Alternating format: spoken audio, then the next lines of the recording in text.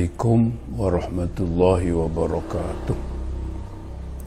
Alhamdulillahilladzi tafarrada bil izzi wal jalal walladzi tawahhada bil kibriyai wal kamal. Wa ashhadu an la ilaha illallah wahdahu la syarika lah wa la nafadha li hukmihi wa la zawal.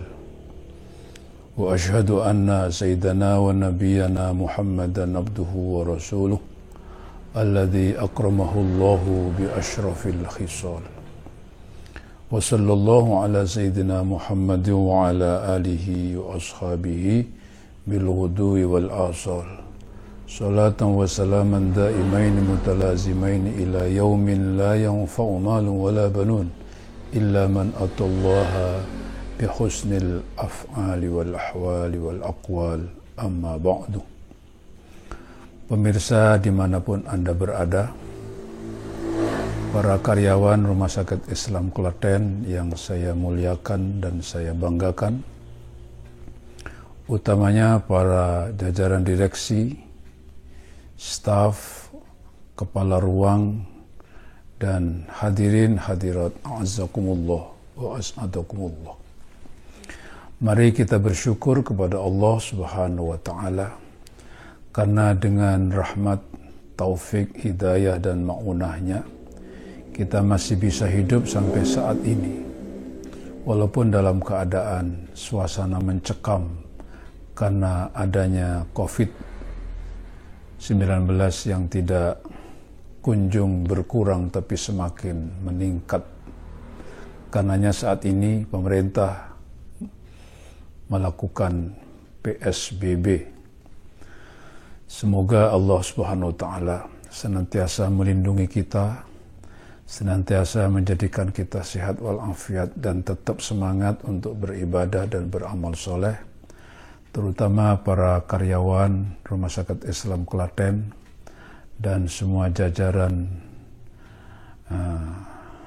dokter dan perawat senantiasa diberikan kekuatan lahir batin dalam keadaan tenang, tidak panik, dan tetap melaksanakan tugas mulia, yaitu melayani pasien dengan penuh rasa sukacita, penuh dengan kasih sayang, penuh dengan semangat beribadah kepada Allah Subhanahu wa Ta'ala, dengan melayani hamba-hambanya yang dalam keadaan tidak beruntung, yaitu sedang dalam keadaan sakit.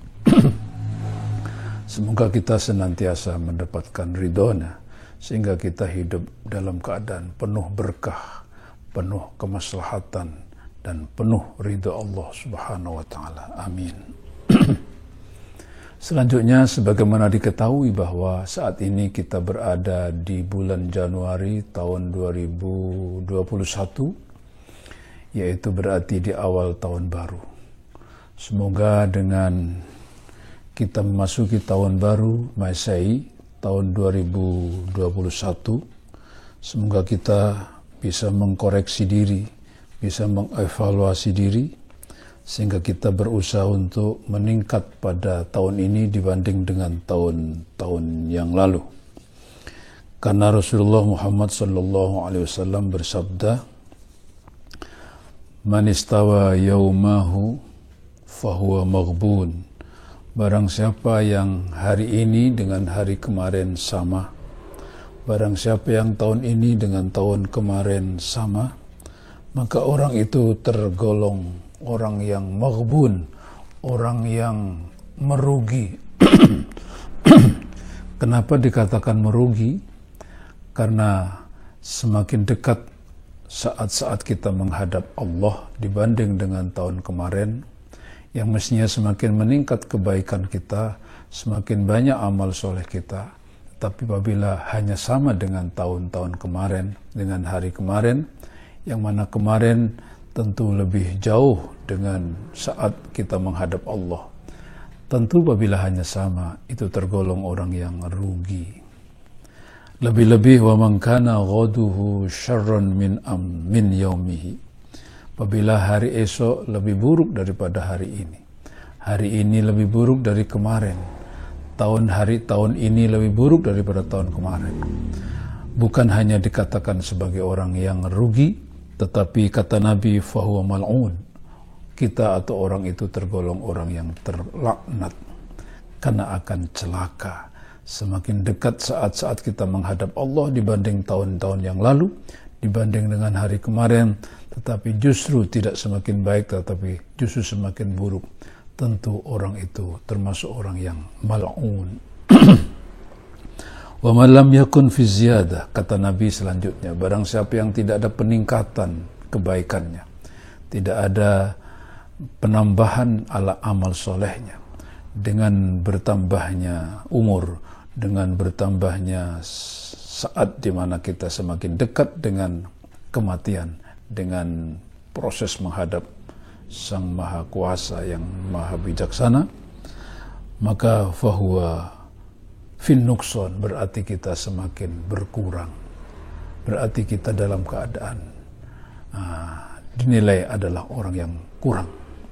Wa man kana fin nukson, maka barang siapa yang selalu mengalami kurang kebaikannya, kurang amal solehnya, kurang sosialnya, kurang kegiatan-kegiatan keagamaannya, sebaliknya urusan duniawi yang tidak ada harapan, yang tidak ada kaitannya dengan kegiatan keagamaan, tidak ada hubungannya dengan kegiatan mendapatkan ridho Allah dan yang menyelamatkan kita di akhirat, fal mautu khairun lahu, kata Nabi, kematian adalah lebih bagus daripada hidup bagi orang tersebut.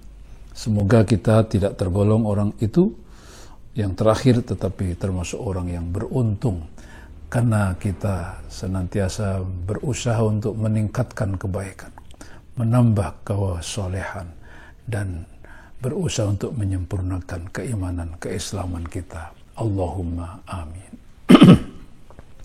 Selanjutnya, para hadirin hadirat yang saya muliakan, Allah Subhanahu wa Ta'ala di dalam surat Ali Imran ayat 175 berfirman, A'udzu billahi minasyaitonir rajim, wa khafuni in kuntum mu'minin.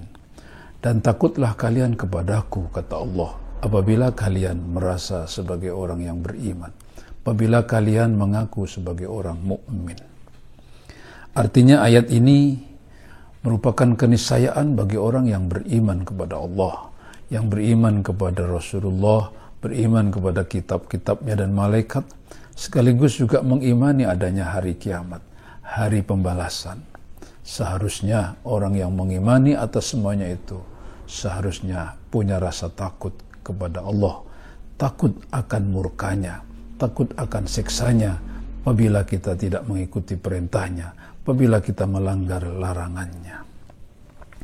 Maka juga memperhatikan ayat itu pula, semakin tinggi kadar keimanan seseorang, maka semakin tinggi pula rasa takutnya. Semakin sempurna keimanan seseorang, maka semakin sempurna rasa khawatirnya untuk tidak mendapatkan ridho dari Allah Subhanahu wa Ta'ala. Karena memang hidup ini intinya, tujuan yang utama adalah mendapatkan ridho. Maka apabila melakukan hal-hal yang tidak akan menuju kepada ridhonya, tentu orang yang beriman selalu dihantui oleh rasa takut. Allah Subhanahu wa Ta'ala menganjurkan, memerintahkan kita untuk takut. Dengan rasa takut itu seharusnya memotivasi kita untuk selalu berusaha untuk melaksanakan segala perintahnya dan menjauhi segala yang dilarangnya. Rasulullah Muhammad SAW dalam hal ini bersabda, Al-mu'minu baina makhafataini. Orang yang beriman seharusnya merasa takut dalam dua hal, yaitu baina ajalin qad madha la yadri mallahu sani'un bih. Orang yang beriman seharusnya takut apabila memperhatikan, apabila mengingat masa lalunya, yaitu perbuatan-perbuatan dosa. Takut apa yang akan dialami dengan keputusan Allah, dengan ketetapan Allah, dengan masa lalu kita yang tidak bagus. Setiap orang pasti punya masa lalu, termasuk masa lalu yang tidak bagus, termasuk masa lalu dengan perbuatan dosanya. Orang yang beriman tentu merasa takut dengan apa yang telah diperbuatnya, kalau Allah tidak memaafkan dan tidak menerima tobatnya. Dan yang kedua, wa baina ajalin qad baqiya, yaitu seorang mukmin tentu akan juga merasa takut apabila menghadapi apa yang akan terjadi hari esok. Karena dia tidak tahu apa yang terjadi hari esok. Bagaimana kalau kemudian kita melakukan dosa kembali? Bagaimana kalau kita mengulangi perbuatan maksiat? Apa yang akan kita rasakan? Apa yang akan kita terima dari Allah Subhanahu wa Ta'ala? Dan kita juga tidak bisa memastikan apakah kita terhindar dari perbuatan dosa itu, sebagaimana juga kita telah lakukan di masa lalu. Karenanya Nabi bersabda, "Fawalladhi nafsu Muhammadin biyadihi, ma ba'dal mauti min musta'tab." Maka demi Allah yang jiwa ragaku berada di genggamannya, tidak ada setelah kematian yaitu satu penyesalan. Tidak ada setelah kita meninggalkan dunia merasa bersalah, itu pun percuma. Karena Allah tidak akan menerima penyesalan kita setelah tiba saat di mana kita menghadap Allah Subhanahu wa Ta'ala. Wa ma ba'da dunya darun ilal jannah wan nar. Lebih lagi setelah dunia tidak ada tempat kecuali satu di antara dua, yaitu kalau tidak surga adalah neraka. Ya, kalau kita menuju ke surga setelah mati, setelah meninggalkan dunia, bagaimana kalau kita menuju ke neraka? Sekali lagi, orang yang beriman pasti akan merasa takut. Lebih-lebih menyadari perbuatannya cenderung banyak yang berisi perbuatan maksiat dan perbuatan dosa. Dan juga Rasulullah SAW menceritakan bahwa Allah Subhanahu wa Ta'ala dalam hadis qudsi berfirman, "Wa izzati wa jalali la ajma'u ala abdaini khawfaini." Maaf, "Wa izzati wa jalali la ajma'u ala abdi khawfaini wa la amanain." Demi kemuliaanku dan keagunganku, kata Allah, aku tidak akan mengumpulkan atau aku tidak akan menjadikan seseorang merasa ketakutan dua kali. Sebagaimana juga aku tidak akan menjadikan hambaku merasa aman dua kali. Apa yang dimaksudkan dengan rasa takut dua kali dan rasa aman dua kali? Artinya, man khofani fid dunya amantuhu fil akhirah.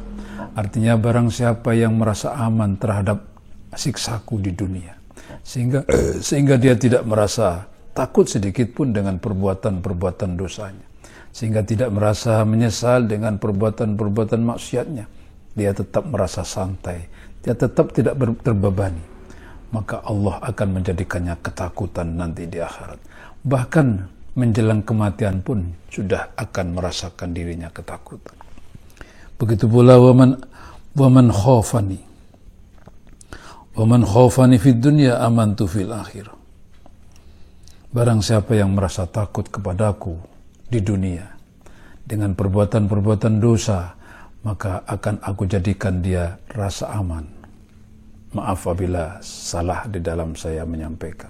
Artinya, barang siapa yang merasa aman di dunia dengan perbuatan-perbuatan dosanya, dia tidak merasa terbebani dengan perbuatan-perbuatan salah dan maksiatnya, kata Allah, maka akan aku jadikan dia ketakutan nanti di akhirat. Bahkan sebelum mati pun dia sudah dihantui oleh rasa takut. Sebaliknya, wa man khafani fid dunya amantu fil akhirah. Barang siapa yang sudah merasa takut kepadaku di dunia, takut akan perbuatan dosanya, takut kalau tobatnya tidak diterima oleh Allah, takut kalau maksiatnya tetap tertulis dan tidak dihapus, maka dengan rasa takutnya itu Allah akan menjadikan dia merasa aman nanti di akhirat. Karena dengan rasa takut itu dia kemudian berusaha untuk menyesali, untuk bertobat dan menggantinya dengan kegiatan-kegiatan amal-amal yang soleh. Artinya, rasa takut adalah merupakan keniscayaan bagi setiap orang yang akan ditakdirkan oleh Allah menjadi orang yang bahagia di akhirat.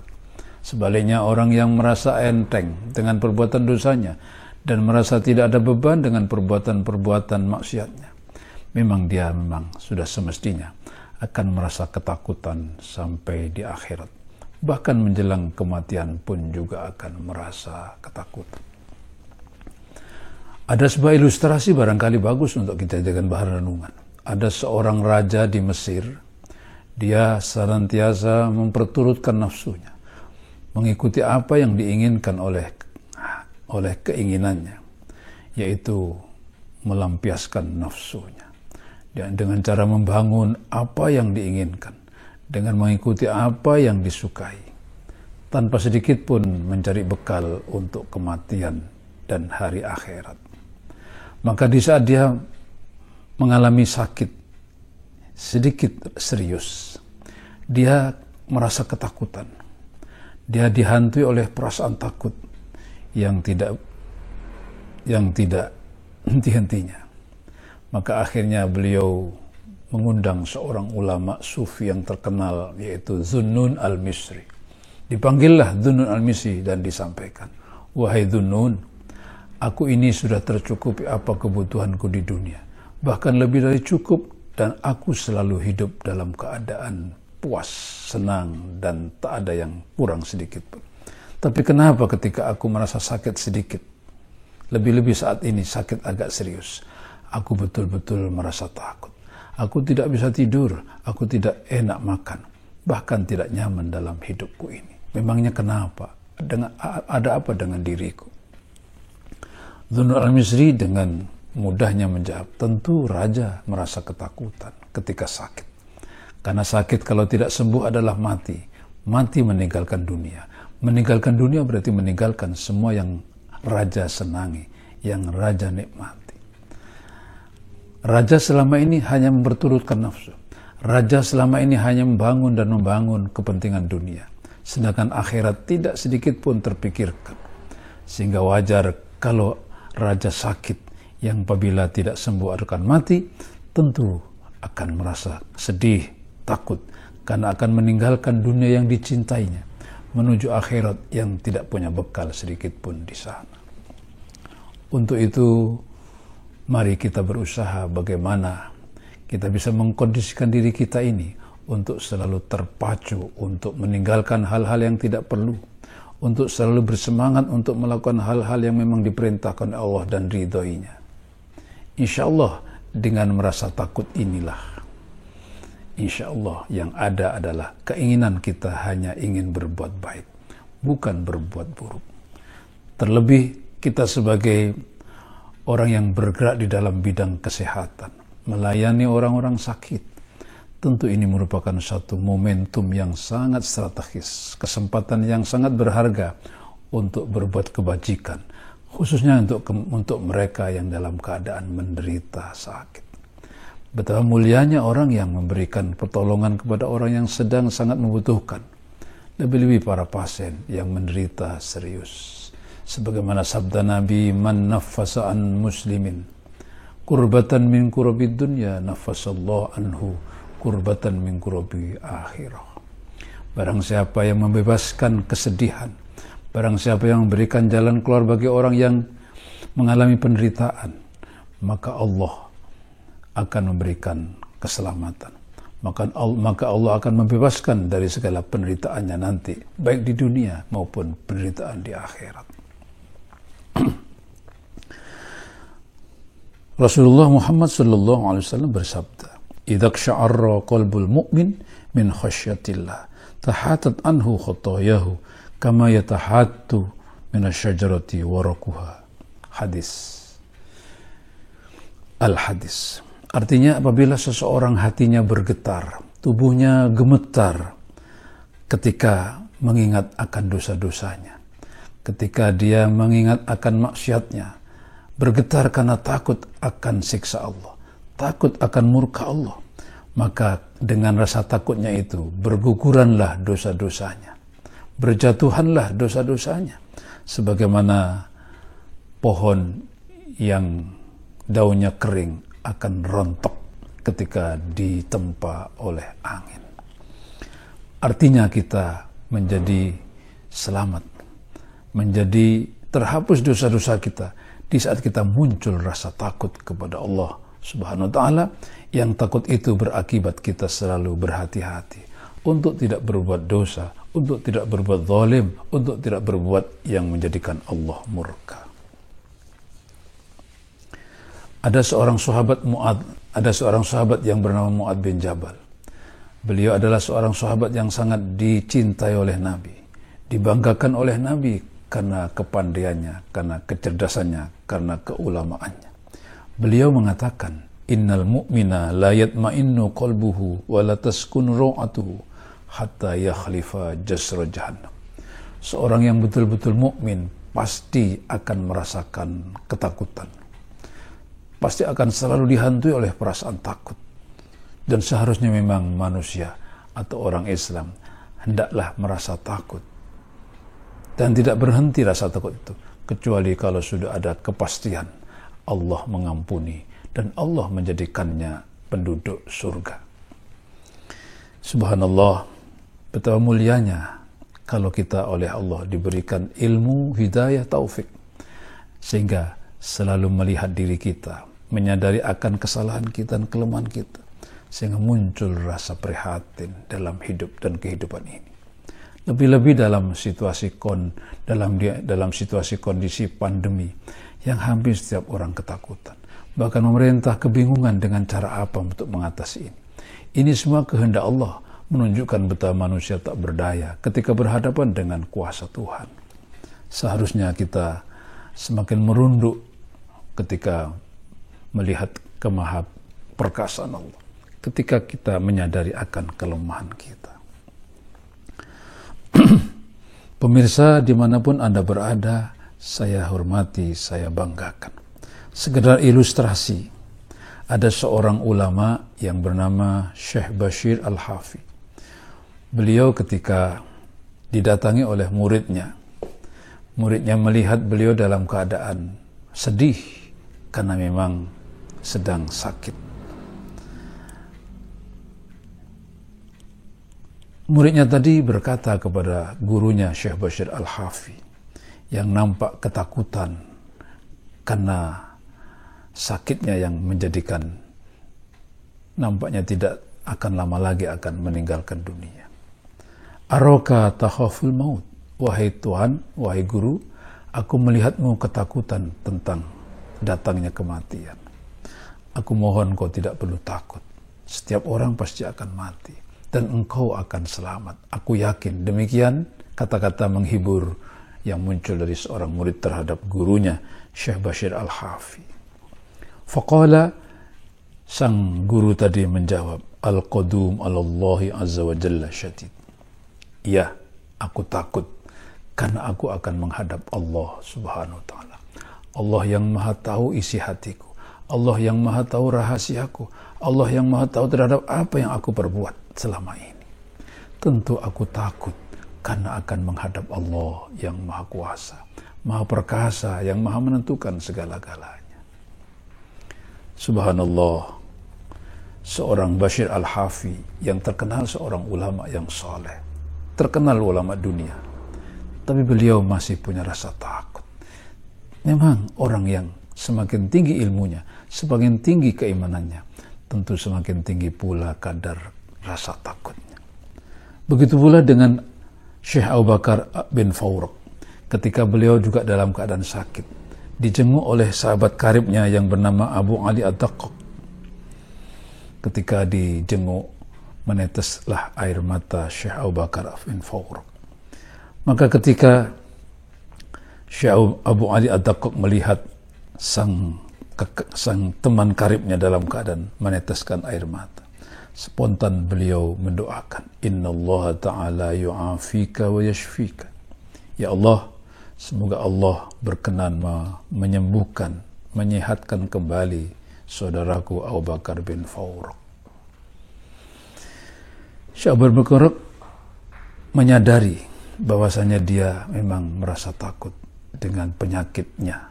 Lebih-lebih penyakitnya itu serius dan nampaknya kecil kemungkinan untuk bisa sembuh.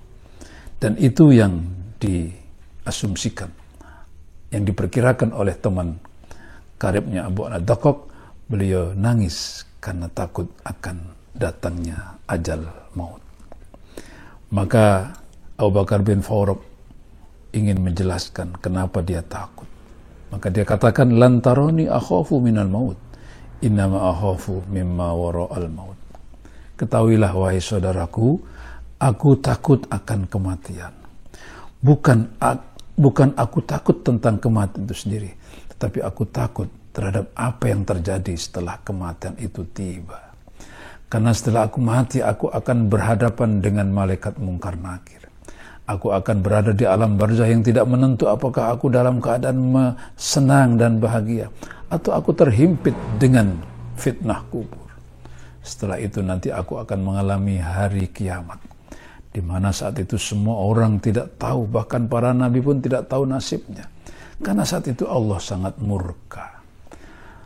Dan akhirnya juga akan mengalami hari di mana aku akan dihisab, dihitung semua amalku. Begitu pula akan ditimbang semua perbuatanku. Lebih-lebih ketika aku harus meniti siratal mustaqim. Lebih-lebih ketika akan menghadapi panggilan ke surga atau ke neraka, yang semuanya itu di luar kekuasaanku.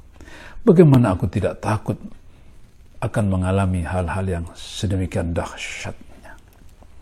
Itulah barangkali sahabat Umar bin Khattab radhiyallahu anhu, khalifah yang kedua setelah Abu Bakar, dan termasuk sahabat Nabi yang sangat dibanggakan. Beliau ketika tertusuk tombak, tertusuk pedang oleh lawan politiknya, di saat beliau dalam keadaan sholat, tersungkur beliau.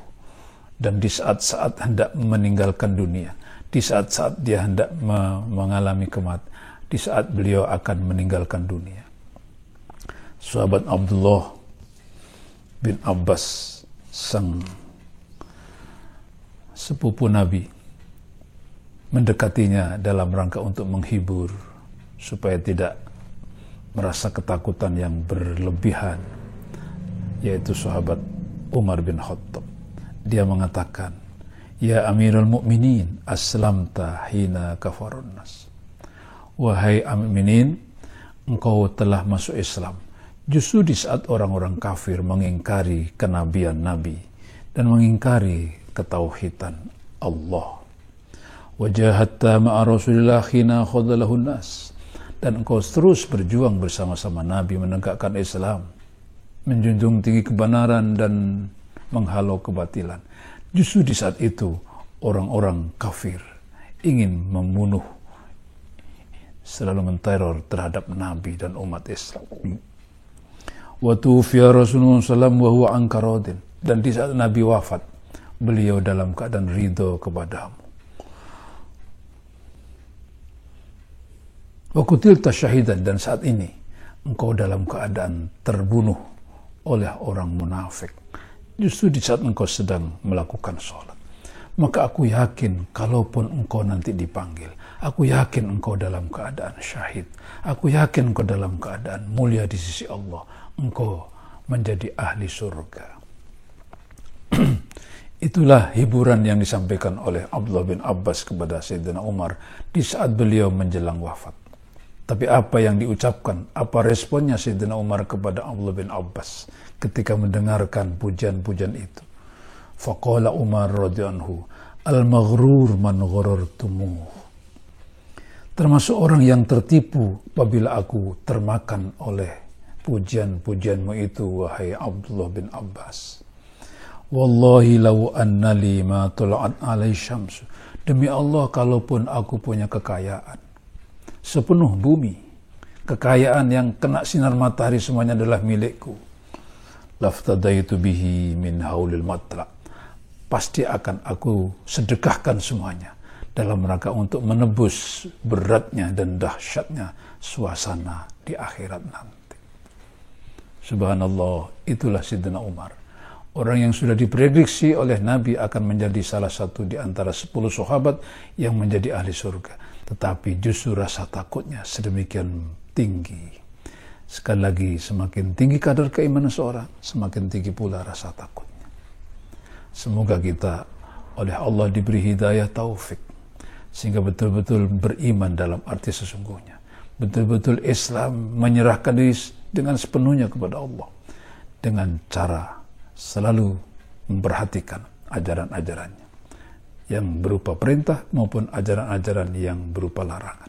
Sehingga kita melaksanakannya dengan penuh semangat dan tidak ragu-ragu, termasuk di dalam hal berbuat baik, lebih-lebih termasuk berbuat baik kepada para pasien yang memang mereka sangat mengharapkan kasih sayang dari tenaga medis, yang mana mereka dengan kasih sayang dan sikap santunnya di dalam layanan ini merupakan suatu obat tersendiri. Sekali lagi, mari kita berdoa, berusaha, berikhtiar bagaimana kita menjadi orang baik dalam kesempatan hidup yang tidak menentu dan tidak lama ini, sehingga nanti ketika kita dipanggil oleh Allah, kita akan mendapatkan kebahagiaan hakiki yang selama-lamanya, yaitu mendapatkan surga Jannatun Na'im. Amin. Demikian barangkali sedikit yang berkaitan dengan khauf, rasa takut. Semoga menginspirasi kita untuk selalu berusaha untuk menjadi orang yang takut akan murka Allah, takut akan siksa Allah, dengan cara menghindari semua larangan dan melakukan perbuatan-perbuatan yang terpuji semata-mata karena ingin mendapatkan ridhonya dan selamat dari siksanya. Amin. Mohon maaf. Terima kasih. Wassalamualaikum warahmatullahi wabarakatuh.